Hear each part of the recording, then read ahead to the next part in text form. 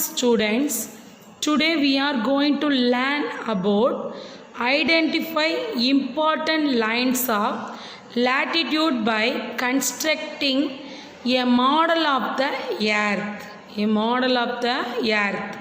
Today keywords: interval, hemisphere, imaginary, horizontal, parallels, equator, Tropic of Cancer, Tropic of Capricorn, Arctic Circle, Antarctic Circle, vertical.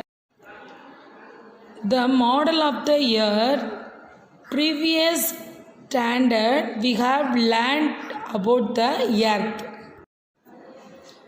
The latitude to identify the heat temperature.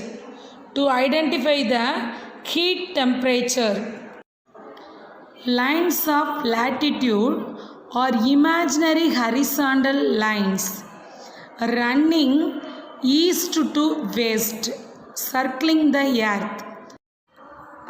These lines are also called the parallels because they are parallel to each other and never meet. There are a total of 180-degree latitudes. The parallels are numbered from 0 degree to 90 degree north in the northern hemisphere and 0 degree to 90 degree south in the southern hemisphere. These numbers show the distance of the parallel from the equator. The latitudes are imaginary circles running from east to west. One such imaginary line of latitude is the equator. The equator divides the earth into two equal halves known as hemisphere. The northern part of the earth above the equator is known as the northern hemisphere. The southern part of the earth below the equator is known as southern hemisphere. What is this? This is a world map. Finding places with the help of latitudes and longitudes.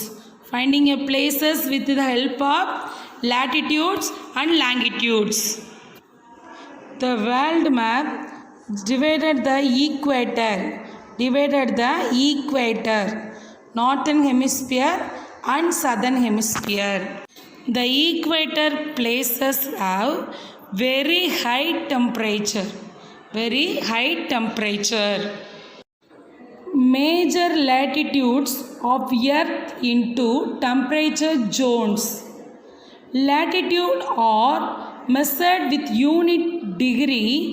23.5 degree north is called the Tropic of Cancer.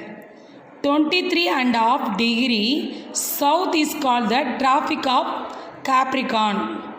66.5 degree North Arctic Circle.